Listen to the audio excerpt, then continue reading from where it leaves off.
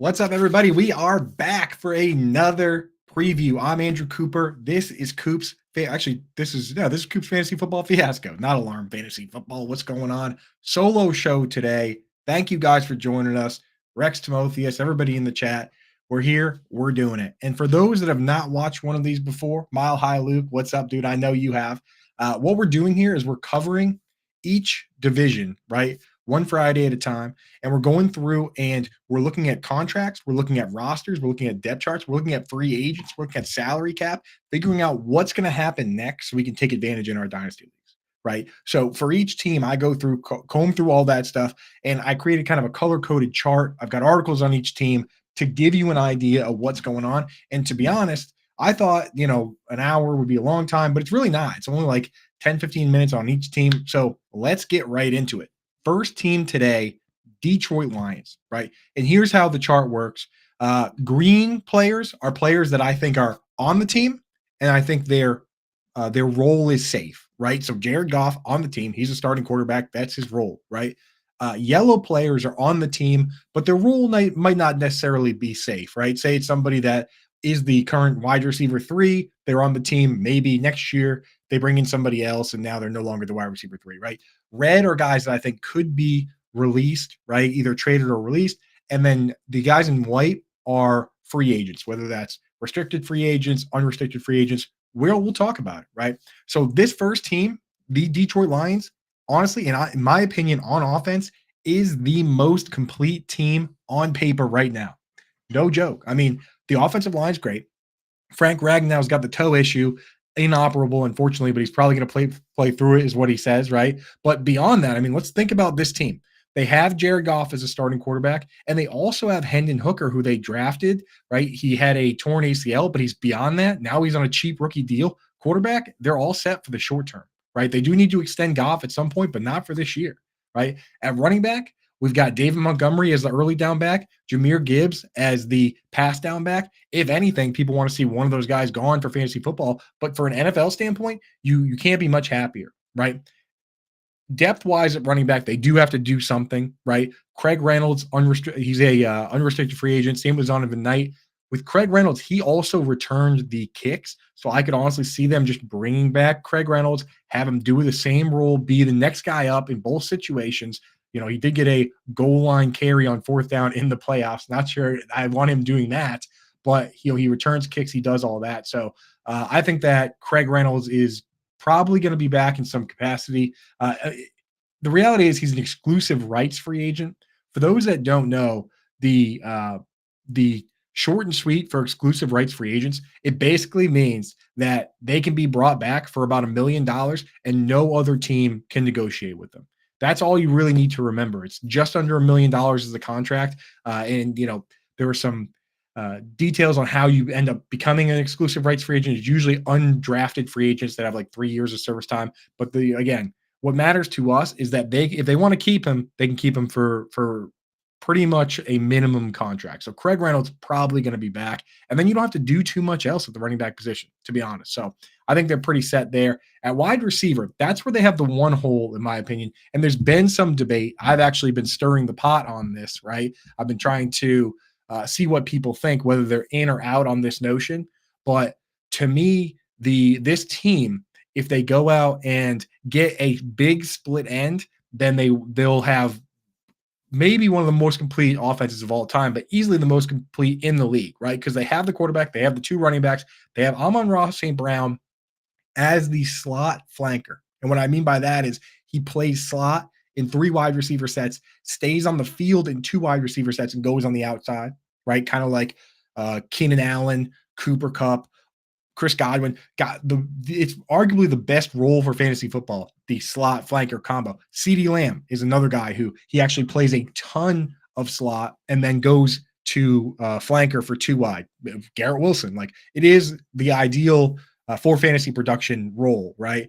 And then they have Jameson Williams as the field stretcher, right? If you can go out and get a Mike Evans, right? I know it's a pipe dream, but Mike Evans or T. Higgins or Michael Pittman, the big split end, then you have a big split end with his foot tethered to the line opposite of Sam Laporta, and you can have Jameson Williams and Amon-Ra St. Brown a step back off the line. They can go in motion. They can do creative things. It opens everything up, right? Chris Godwin, when he had his 1,400-yard season where he was wide receiver 2, he was that was his role opposite of Mike Evans. I mean, like, look how good Chris Godwin was opposite of Mike Evans. Can you imagine what Amon-Ra St. Brown would look like? And I know for fantasy football, people don't want it because they, especially me, they want Sam Laporta. They want Amon-Ra St. Brown to get all these targets. They don't want that. But I mean, it would be, for an NFL standpoint, the ideal setup.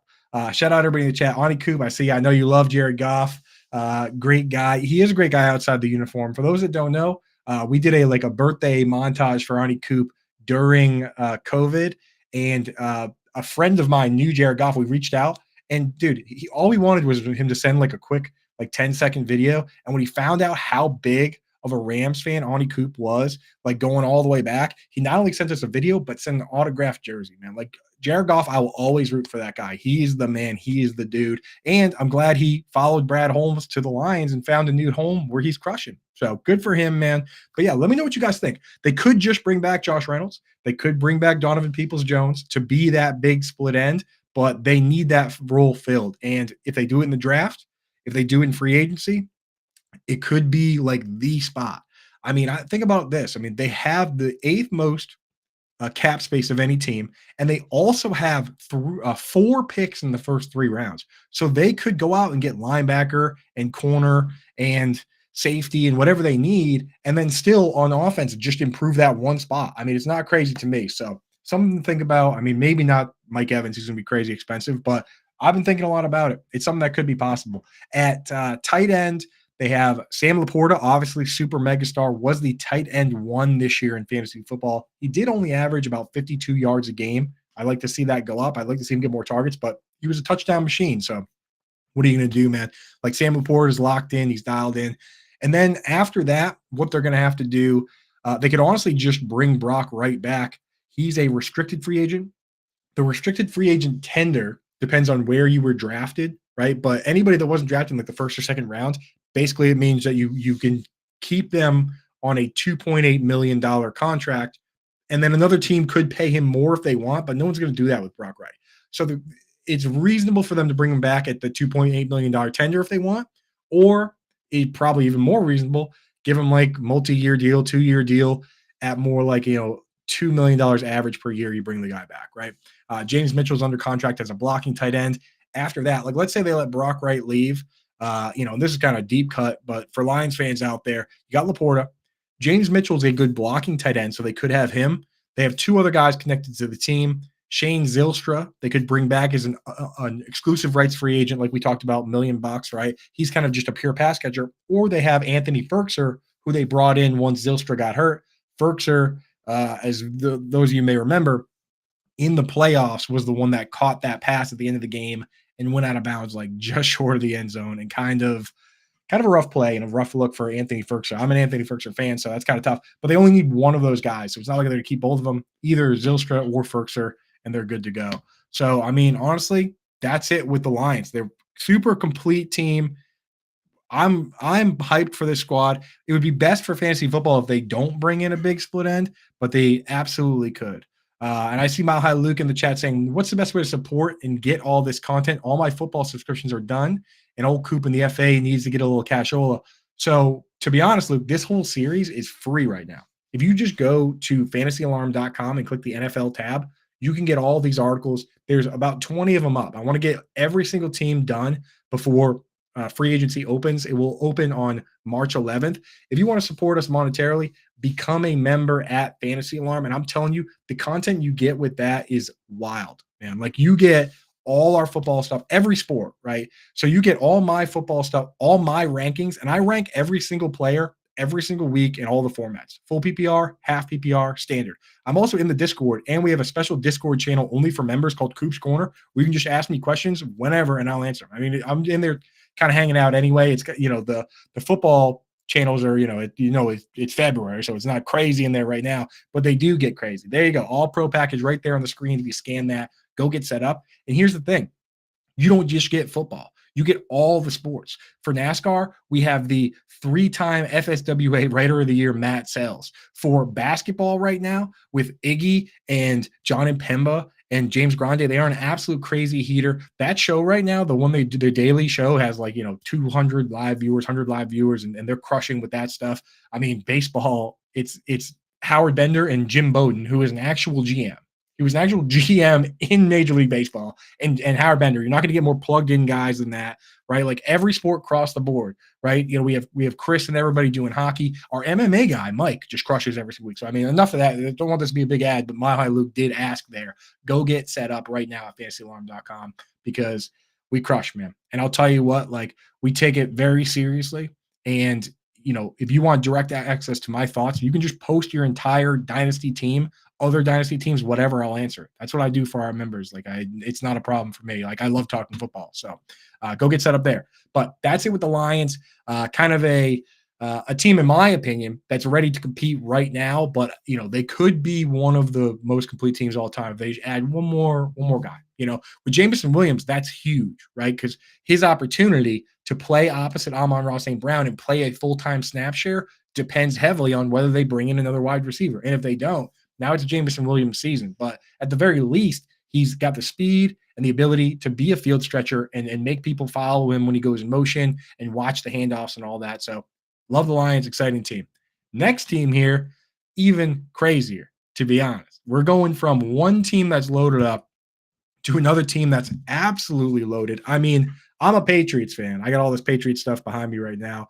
And just looking at the way they've drafted wide receivers and the way the Steelers have drafted wide receivers over the years, I just can't believe the Patriots couldn't hit on one, not once, not even N'Keal Harry in the first round or Chad Jackson in the second round. And then there's all these teams just absolutely crushing with all their picks. I mean, the Patriots drafted two tight ends in the same year with like Dalton Keene and Devin Asiasi. Couldn't do anything. This team comes out, drafts two, hits on two, right?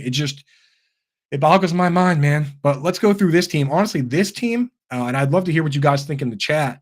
Like, I would love to see them trade something away, right? You've hit on all these assets, and part of you wants to just keep them. They're all on cheap deals, but you got to turn around and say, okay, how do we parlay this into having a more complete team across the board, right? So I'll start with quarterback. There's no real trades here, but quarterback. I mean, look at this. Jordan Love comes out, plays behind Aaron Rodgers, learns. He looks great. And they also took Sean Clifford, who they like, and he's on like a 5th or 6th round contract. So he's very cheap. And assuming they like him, then they're all set, not just for this year, for a couple of years. Eventually, obviously, they're going to have to pay Jordan Love, but I think at this stage, he's earned it. So quarterback, they're good. At running back, you have Aaron Jones, who is getting up there in age, right? And I see all these articles saying trade Aaron Jones, that the Packers should look to trade him, blah, blah, blah.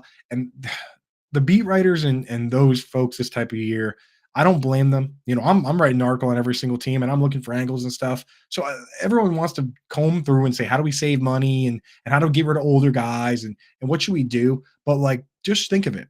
You're a team that went to the playoffs and you won a playoff game, right? You beat the Dallas Cowboys. You are competing to win right now. What is the point of trading Aaron Jones? Basically, you at his age, you need to find another team that's also competing to win right now, and then you're going to give them Aaron Jones to compete against you, and then you're going to go out and do what? Find a different running back? Bring in Derrick Henry because Matt LaFleur has always wanted Derrick Henry. Derrick Henry's older than Aaron Jones, right? Aaron Jones is good last year. He just got hurt. I mean, he's not only a good rusher, but a great pass catcher. It doesn't make sense to me. If this team was going into a bridge year and they were not competing now, then you turn around and you trade Aaron Jones and you say, hey, you know what? We're not winning a damn thing this year. We'll trade Aaron Jones to a team that's competing. They can use him while he's older, and then he'll go away as time, as he ages out. But it just doesn't make any sense for the Packers to trade Aaron Jones. I get it. I get the idea. I don't mean to besmirch any beat writers or whatever out there. You got to explain to me why, right? AJ Dillon's gone in free agency. No one's saying trade Aaron Jones and keep AJ Dillon and pay AJ Dillon. So what's the plan? Give me the plan. Go out and get Saquon Barkley. You already have Aaron Jones. Things are good. Just stick with Aaron Jones, and then you got to fill out the rest of the depth chart, right? AJ Dillon's probably gone. Patrick Taylor, they can bring back. He's a restricted free agent. They've already exhausted the number of times they can send Patrick Taylor down. Yeah, exactly. The culture. Scampers, he's good for the culture. They love him, and you don't have to teach a new guy the playbook or anything, right? So like Patrick Taylor, and so they have Patrick Taylor. You can only, and I, again, on this show I get into a lot of like nuance and stuff, but I'm trying to teach some stuff here. So Patrick Taylor, he's been a guy that's been on the practice squad, and when Aaron Jones is hurt, they've called him up from the practice squad, then they send him back down. This happens throughout the season all the time. People are like, oh, they're sending this guy down, they don't like him. No, no, no. You can protect one guy on the practice squad week to week, and you could send guys up and down X number of times. I think it's 3 times. I know it's 3 times. Patrick Taylor at this stage cannot be sent back down. He was sent down too many times. He can't be, he's not eligible for the practice squad anymore. He's either got to be on the team or not. So we'll see. He's a good pass catching back, I think, as a backup. So if they go with Aaron Jones and they bring back Patrick Taylor, you let AJ Dillon leave. Now all you need is kind of like a plotter back to go into that AJ Dillon role. And there's a lot of options out there. Depending what you want to do. I mean, I mentioned the name Derrick Henry earlier, and it's actually not crazy. If you want to go high up and you like the idea of AJ Dillon, but you want a better AJ Dillon, Derrick Henry played for Matt LaFleur with the Titans. It was awesome. Imagine the 1-2 punch of Derrick Henry on early downs and short yardage downs, and Aaron Jones operating in space and catching passes. It would be incredible. It would be not that great for fantasy football because it would split up the work there, right? And this is a fantasy football show to some degree, so don't necessarily want that, but it would be great for Packers fans. It would be crazy. I don't see too many people talking about the connections there and the possibility there, but that would help with the longevity of both these players, Aaron Jones and Derrick Henry, to take the work off each other, play for longer, maybe win a Super Bowl, right? Play with people you know. So pretty cool there. I don't know what that was, Matt. Let's keep that off the screen. Other options here, Gus Edwards, right? Gus Edwards is another one of those plotter guys. He'll be cheaper. Ezekiel Elliott, another guy where we don't care how efficient he is. He can get a yard when you need a yard. That's the player you need here. And we saw last year that when Ramondre Stevenson was out, now Zeke Elliott can kind of get the job done. He did it fine. He did it fine, and he can catch screens. He can do whatever. So that's an option. You can bring AJ Dillon back. You can bring in a guy like D'Onta Foreman, although that might even be a downgrade from AJ Dillon. He does not catch passes at all. So I don't know. That's what I would do at running back. At wide receiver, this is where it gets crazy. And I tweeted about this earlier today that this team might even have their backup wide receivers and tight ends, their weapons, their backup weapons, might be better than the entirety of other teams, right? Like I look at my Patriots, Demario Douglas, I like him, but like the backup wide receivers of Dontavian Wicks, Bo Melton, Malik Heath, and Tucker Kraft at tight end might be better than what the Patriots have starting now. I mean, they have no tight end under contract, so it's not even comparable there. But here's how I think things shake out for this year and for the short term. And people don't like it. The problem you run into is that there are fans of each one of these players individually, right? Christian Watson, first round pick, really explosive, injury prone, but when he's healthy, he's looked good. People like it, right? Romeo Doubs led the team in snaps. He led the team in touchdowns. He was the best wide receiver in both playoff games, right? He played over Dontavian Wicks in every single game, except for the game where Romeo Doubs left while he was coughing up blood. So, like, he is the guy over Wicks for now. He needs to be jumped. Jaden Reed is the explosive slot guy that we want to see him play more. We want to see him be the guy in 2 wide receiver sets, not just the Tyler Boyd that comes out for those snaps, but that's what he is now. But I mean, like, he had some amazing games, especially while Christian Watson was hurt. Then you've got Dontavian Wicks, who on a efficiency basis was the most efficient wide receiver. He had the best PFF grades. He had the best yards per route run, all these things. And he's big and he's athletic, and people want to see him in the lineup, but who do you take out? So for me, when I look around at this team, like I'm an Occam's razor guy. And for those that don't know, Occam's razor essentially is whatever the simplest solution is, that's most likely the solution, right? Whatever requires the fewest moving parts is most likely what we're going to see. Last year, what we saw was Christian Watson and Romeo Doubs on the outside in 2 wide receiver sets with Jaden Reed in the slot, and Dontavian Wicks is the backup for both Watson and Doubs and comes in when those guys are hurt. That's probably, and he comes in as the 4th wide receiver and they rotate him in. But like, that's probably what we're going to see. Most likely what we're going to see. Now, if they trade one of these guys, that would be best for everybody.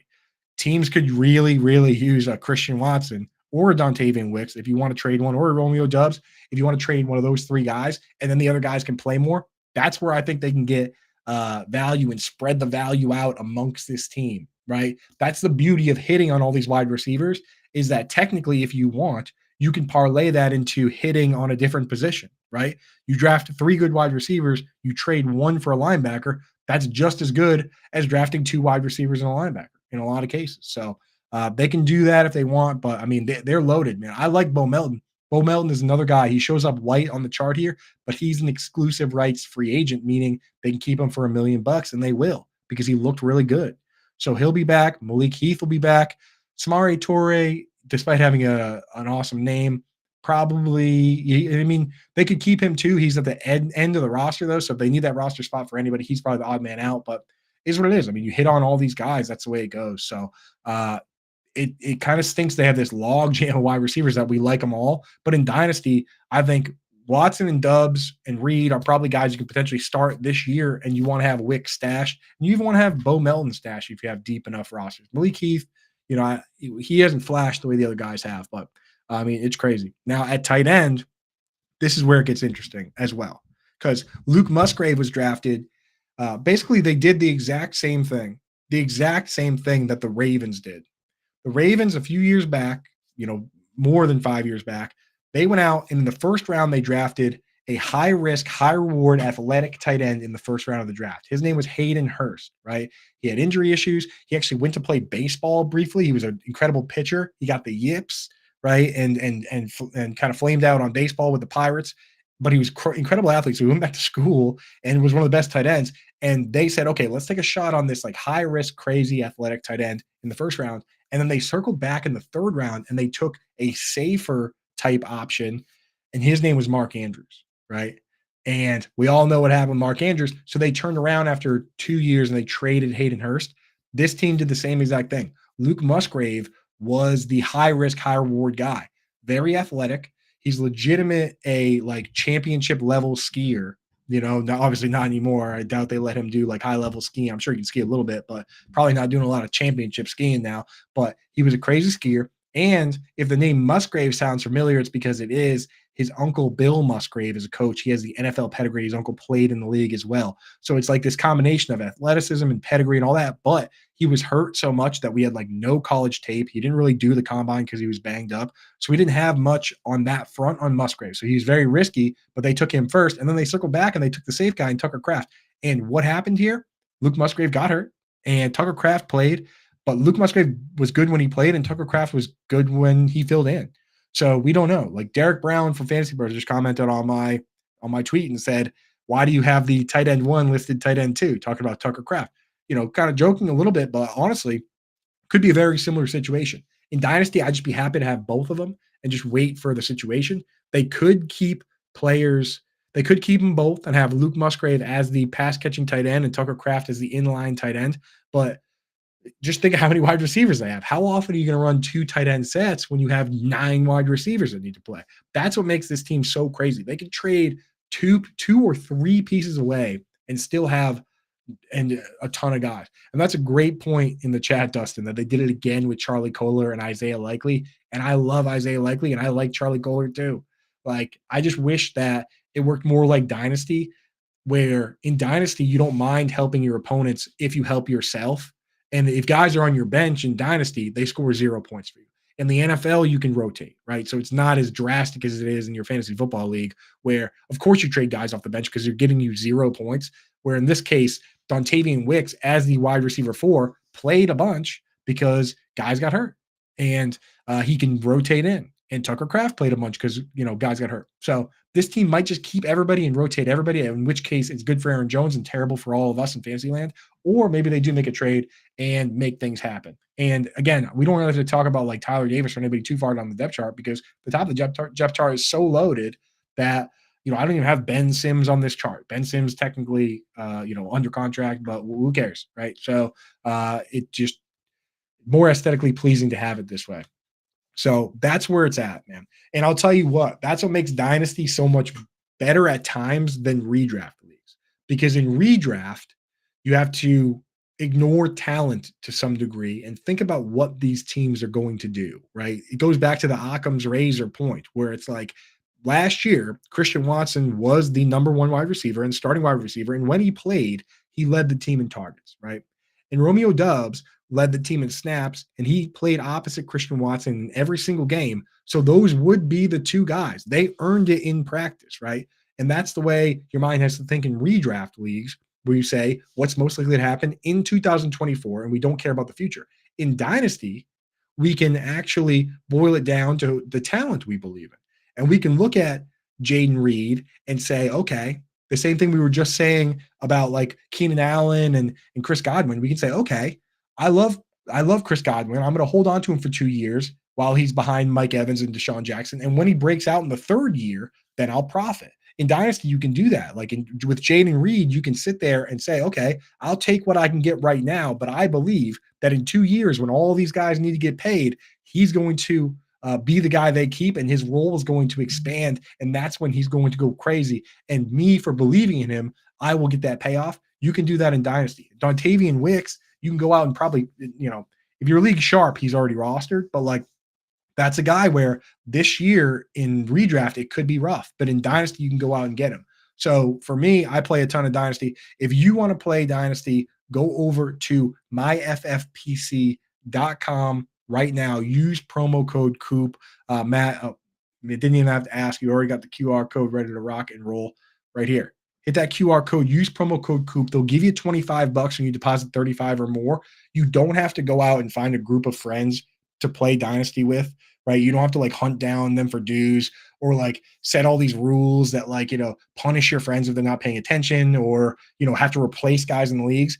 Over at FFPC, a league has never folded because they automatically replace it and they set people up. Eric Bachman, my buddy over there, has said, he told us straight up, never had a league that ended because they always fill them, right? So you have two options in that standpoint. You can go and do a startup draft where you just draft all your own guys, and you can do slow drafts or fast drafts, and you go through and you pick your guys. Or even more fun, do an orphan draft.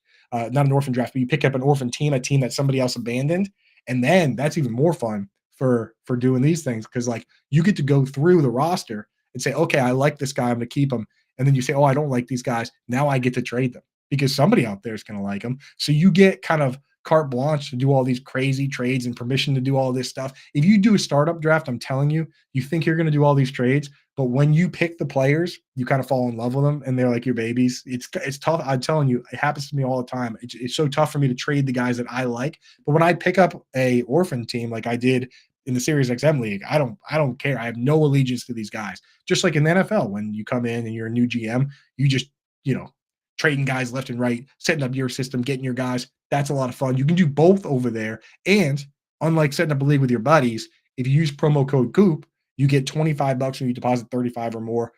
When you do a league with your friends, you don't get any sort of discount. So go get set up with that right now, and you can take advantage of everything we're talking about on this show.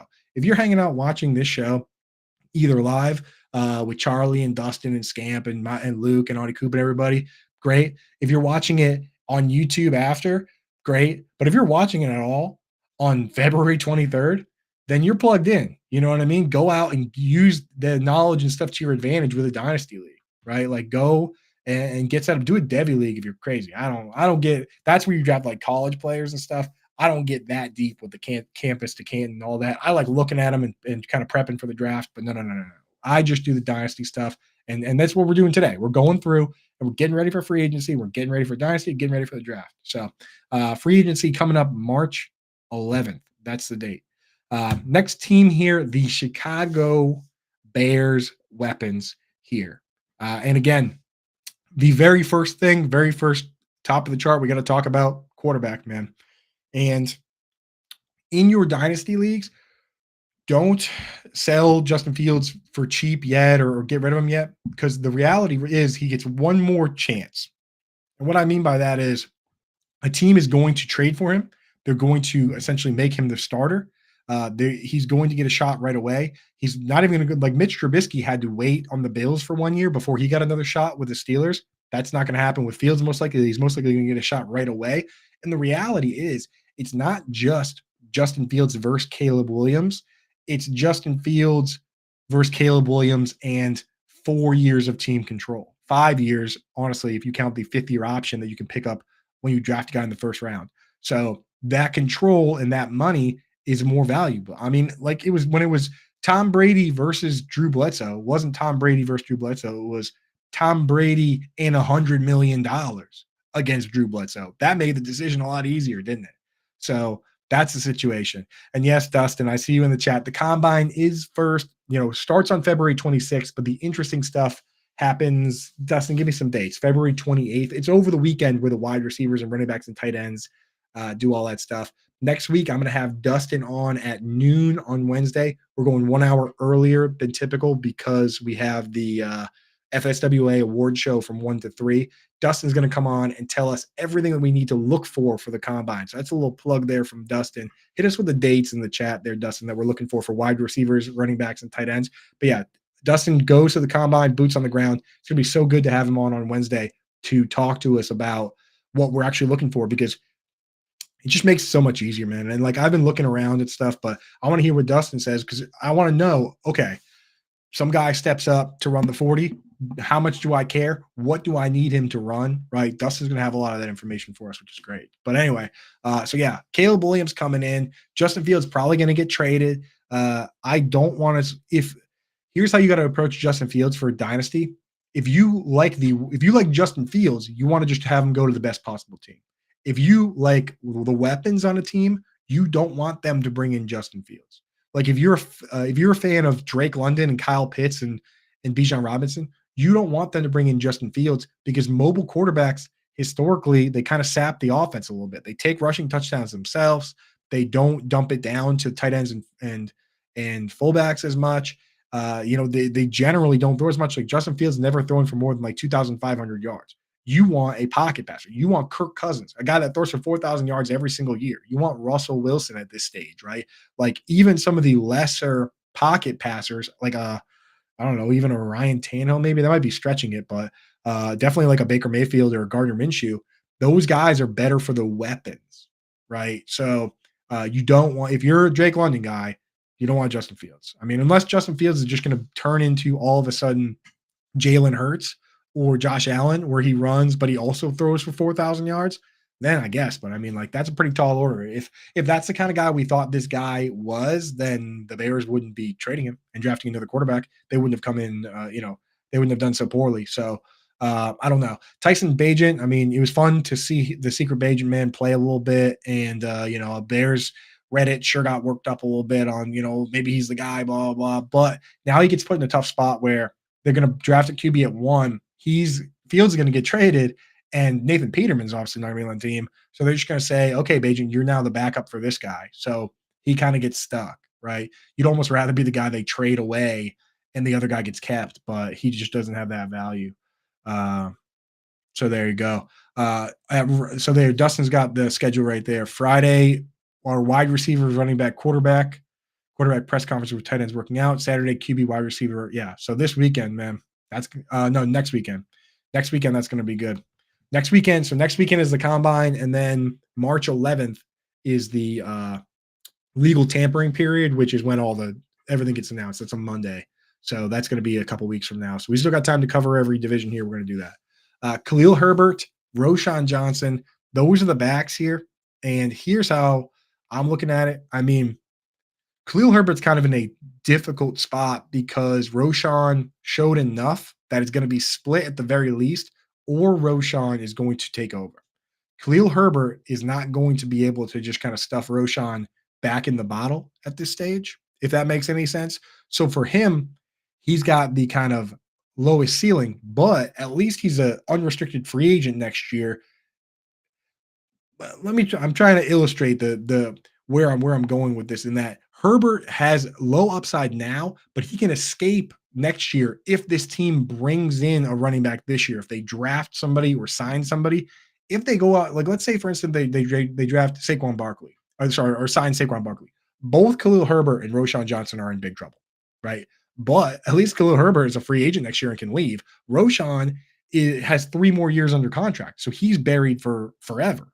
So the floor for Roshan's really low, but the ceiling for Roshan is that of these two guys, he's the one I could see taking over the entire job and being the starting running back if they don't do anything. So Roschon kind of has the highest in Dynasty, has the highest ceiling, but the lowest floor because he could get trapped. Whereas Herbert is just kind of middle of the pack. I would much rather have Roschon Johnson. Give me the shot at upside now, even if the floor is bad, because if you know, if Roschon ends up being a backup, then whatever. I mean, I'm not probably not starting Herbert anyway. So that's where I'm at. I have Roschon. I'd prefer Roschon to Khalil Herbert. Herbert is kind of just a guy to me. Travis Homer is potentially getting released. And, this team, they're going to have to do something at running back. D'Onta Foreman, not on the screen there. They had him as a healthy scratch for games. Like, he's not coming back, right? So they could go high end. This team could go for like a Barkley or a Jacobs or a Eckler or somebody if they wanted to. But, they could also just hang with what they have and just fill out the back of the depth chart. At wide receiver, they have to do something. That's with this team, they have to do something. You're bringing in Caleb Williams, and you don't like the thing is you don't have to go crazy loading up on weapons for a rookie quarterback. Other teams didn't do that, right?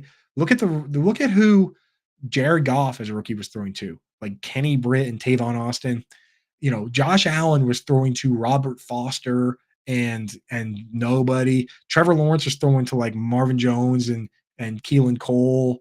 I mean, even Tua was throwing like Preston Williams. It was the next year where they brought in a lot of guys. So they don't have to go crazy here, but they do have to do something because they basically have DJ Moore under contract. And then what? Velus Jones Jr.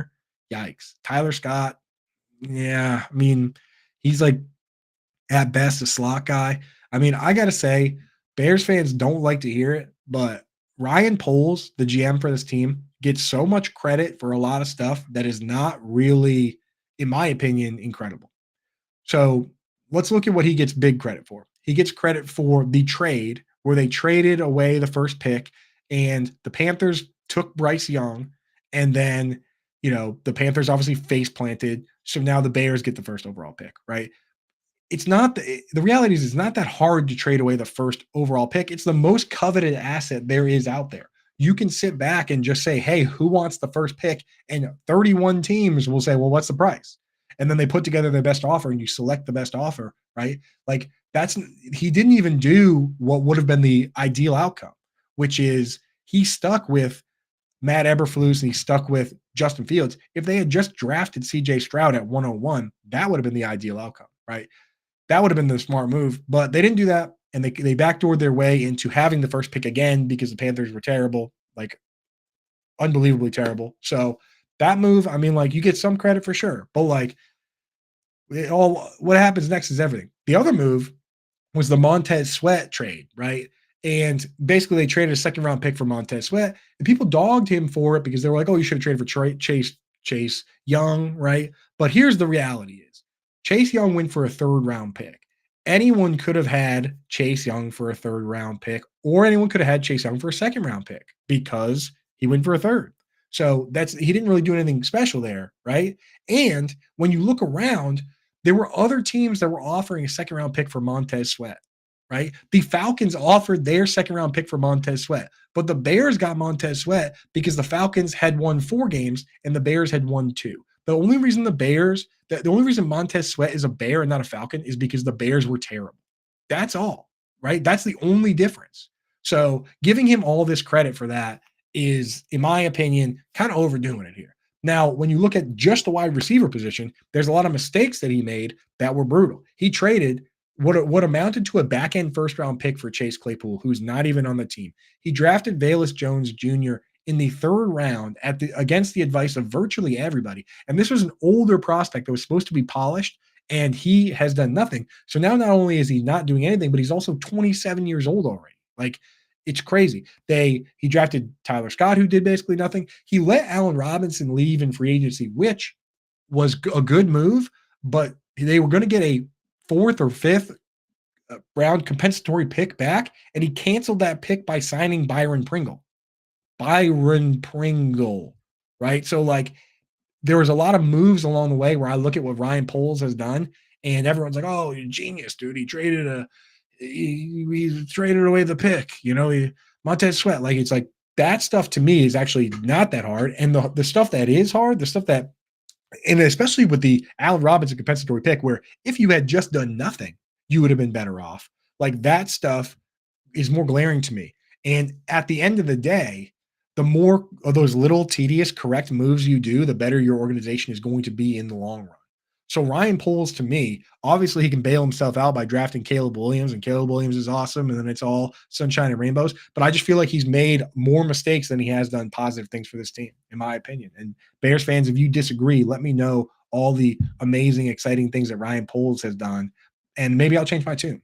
But I'm just not super impressed by it, to be honest. Anyway, Darnell Mooney, he's going to be a free agent here.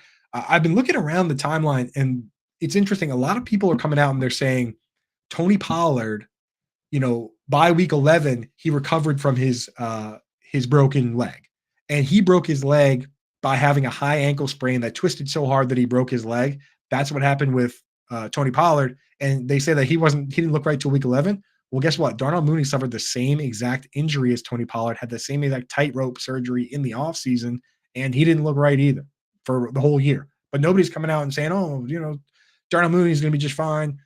They don't care. So I don't know. I don't think Darnell Mooney is going to be back. I think he could catch on somewhere. And depending where he catches on, it could be interesting. And what's funny is this is a guy I was not in on. I was telling everybody, sell this guy, 5th round pick or whatever. But I think the needle has moved so far the other way, coming off, an injury that we're giving Tony Pollard a pass for, but not Darnell Mooney. So I don't know. We'll take a look at that.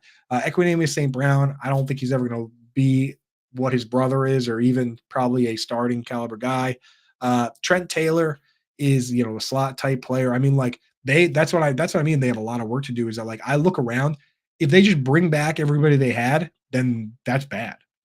I think they should let everybody go and go out and try and get a Calvin Ridley or a Marquise Brown, or draft weapons. Like, they need something. He can't just be DJ Moore and nobody. So that's where I live with that. Cole Kmet, good player, man. I think Cole Kmet is, they don't need to do anything. And when you look around at the free agent tight ends, it's the moves are too lateral. The moves are too lateral with, the best free agent tight ends are Dalton Schultz, Hunter Henry. I mean, I don't even think Cole Kmet is younger. He might be just as good, if not better. Unnecessary moves.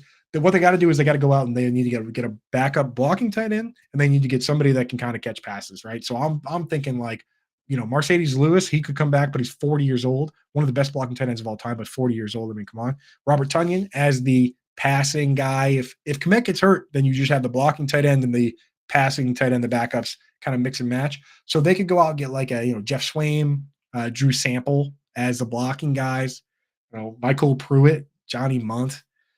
Well, that's what you're looking at. And fine, those guys are good players. Charlie Warner from the 49ers. Like, you need somebody that can block. And then, at the back end of the depth chart, then you just need somebody that can be a pass catcher if the starter gets hurt. At this stage, Mike Gesicki might just be like a backup pass-only guy. Jesper Horsted is familiar with the Bears. He's played there before. Tanner Hudson could get released. Shane Zylstra, we talked about,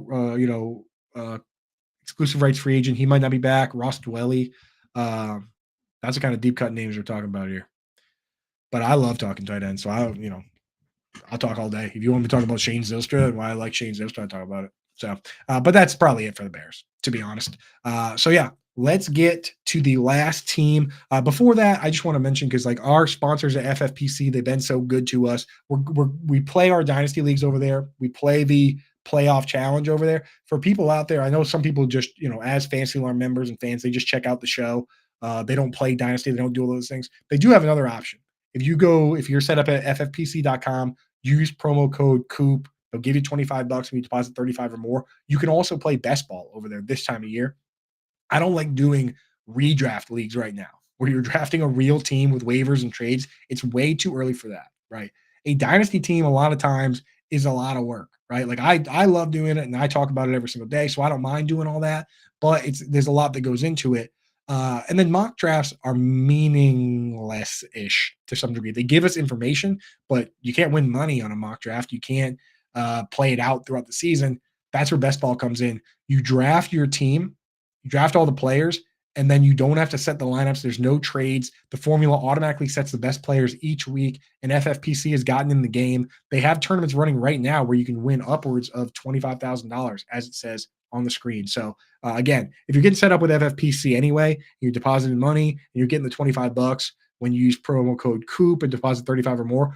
You might as well jump in some best ball leagues. I use them. Well, not only do I just play because I love playing, but I also use them to get I use them to get an idea of where guys are going and the value on guys. And then I use that in all my other leagues, and my redraft leagues and my dynasty leagues and all that. And we're going to be doing best ball draft starting very soon in the Fantasy Alarm Discord. I have all the winners from last year. We're going to be giving out some badges on Discord soon. Shout out to our guy, Kismet over there, Jack Straw, Jack Sensen, goes by a lot of different names, but he won 2 of the best ball contests. Everybody else, besides myself, I won a bunch, but everybody else either won 1 or 0. He won 2. So shout out to Kismet, our buddy over there. But yeah, we're going to get those going soon. All right. Last team here, ladies and gentlemen, the Minnesota Vikings.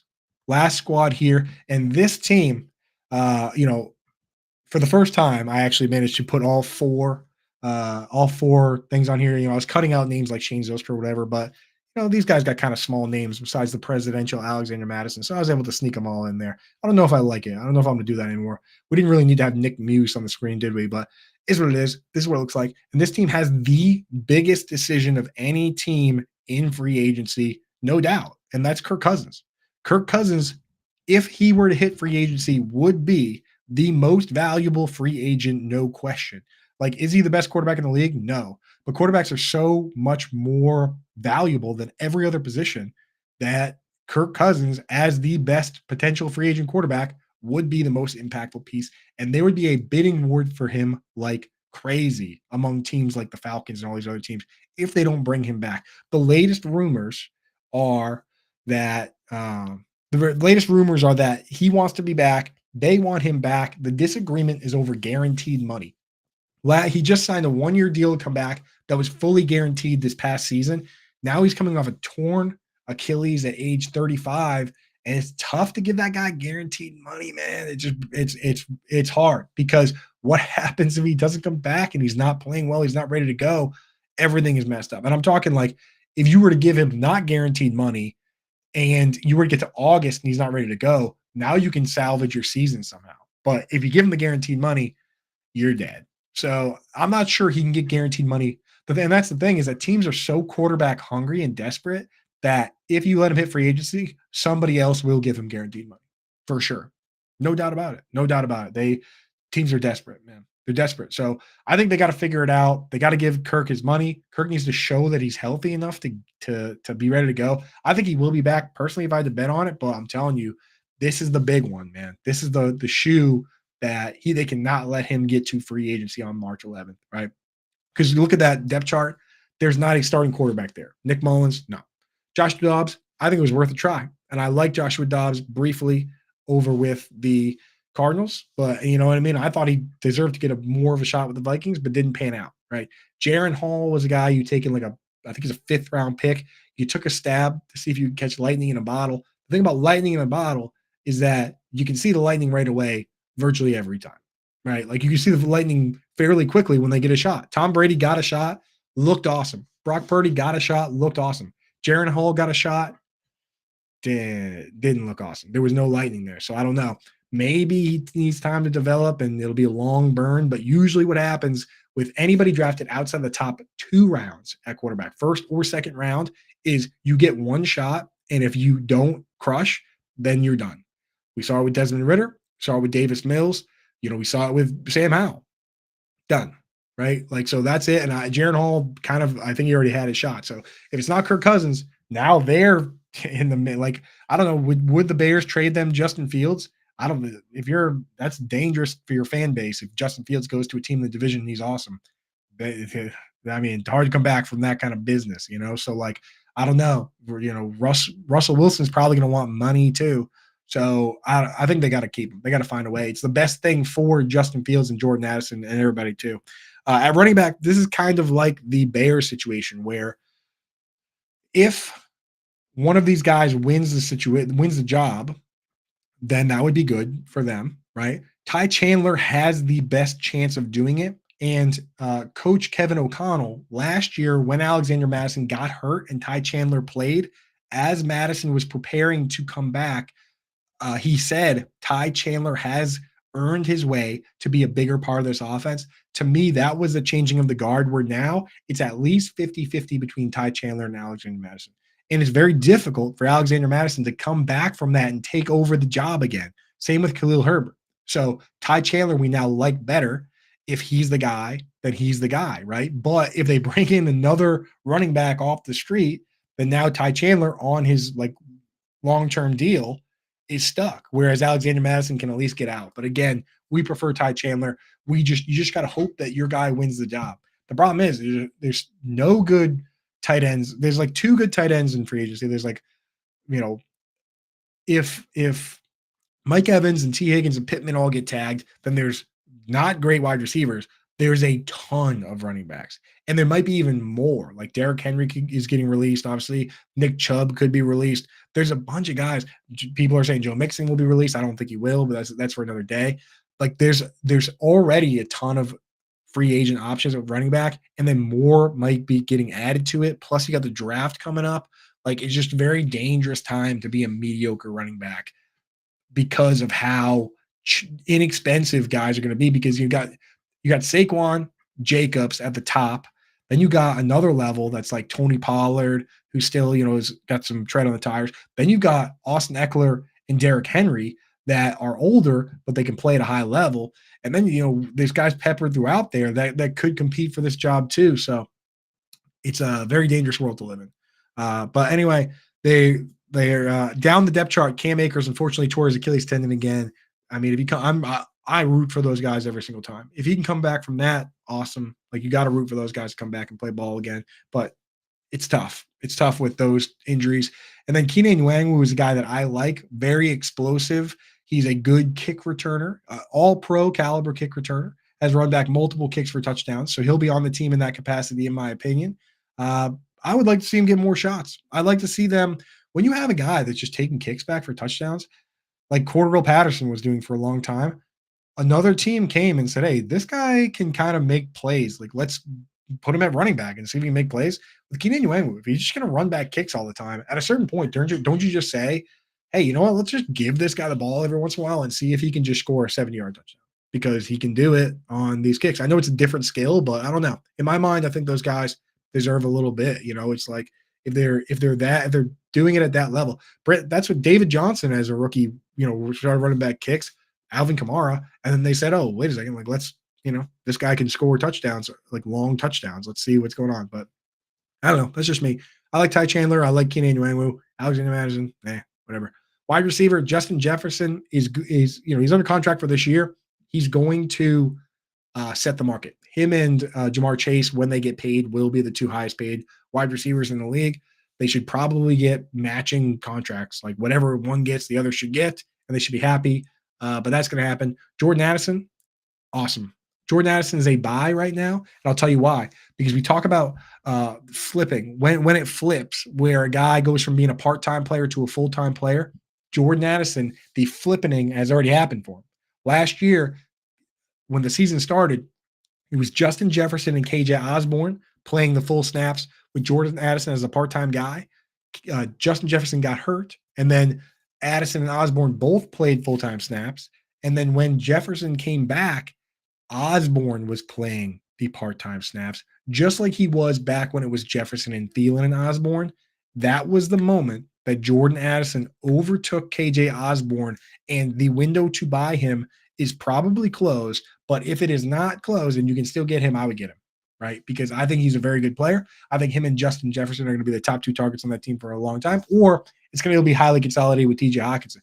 But we're going to talk about Hawkinson soon and why, at least early in the year, Addison has a chance to really pop.